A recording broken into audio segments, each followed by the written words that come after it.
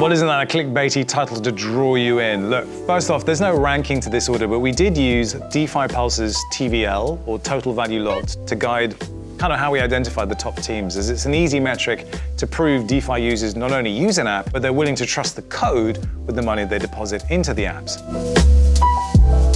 So first off, we're looking at Kyber, the lord of liquidity in DeFi. Now, Kyber is an unsung hero of DeFi, working in the background as an on-chain liquidity protocol that lets token holders contribute liquidity. Next up, Zapper. And this is your all-in-one DeFi dashboard where you can quickly zap into liquidity provisions in a few clicks with DeFi Zaps and trade using their DEX aggregator, Zapper Exchange. Loopring is the fastest DEX currently built on Layer 2 tech on Ethereum, enabling around 2,000 transactions per second. Built on Ethereum, but it feels more like a centralized exchange trading engine. DYDX. Now, DYDX is a DeFi darling project that goes back to 2017 with the most trade volume of any decentralized perpetuals market and decentralized margin trading exchange. So it's a derivatives exchange and the first decentralized one to appear on Ethereum. Nexus Mutual is the godfather of DeFi insurance, providing just under $250 million in coverage for DeFi users today on Ethereum. And if you're worried about hacks, well, this is the insurance policy you need. Instadapp is a DeFi Superman cape empowering users to leverage flash loan recipes in a few clicks on Maker and Compound. Ren Protocol provides interoperability bridges, which have tokenized about $268 million in BTC onto Ethereum in 2020 alone, of the 1.36 billion tokenized BTC in total today.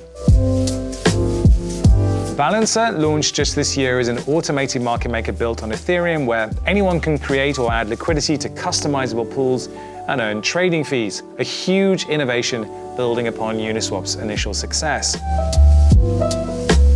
Yearn Finance exploded onto the scene this summer, aiming to automate yield farming with a few clicks, and Yearn makes the most powerful strategies accessible to even newcomers with a product called Y-Vaults.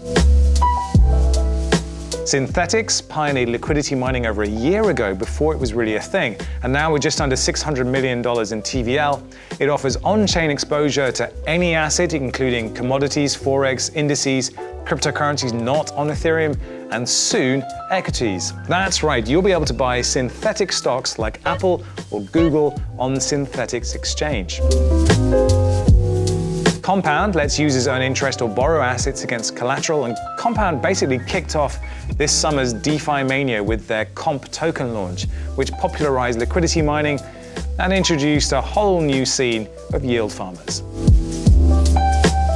Aave boasts $1.3 billion in TVL as today's leading lending and borrowing platform in DeFi, and the team has a knack for creative marketing while offering new products like the ability to collateralize multiple crypto assets and borrow against the aggregate value versus Maker, which only collateralizes one asset per loan. Curve is the largest stablecoin liquidity pool with over $1.2 billion in total value locked.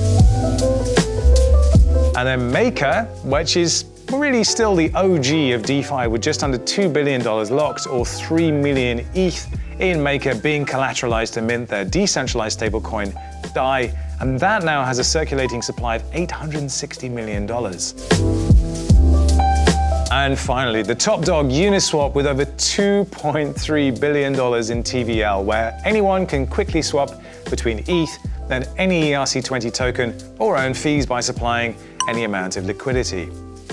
Now, the key takeaway here is DeFi is no longer some experimental niche community with over $11 billion in assets under protocol and growing daily. It's a vibrant, fast, growing, unstoppable force, and you'd be best to learn about these projects sooner rather than later. You've been watching DeFi 101. Do be sure and check out the other videos in this series and subscribe to the channel so you don't miss the new videos as they drop. And above all, stay safe out there.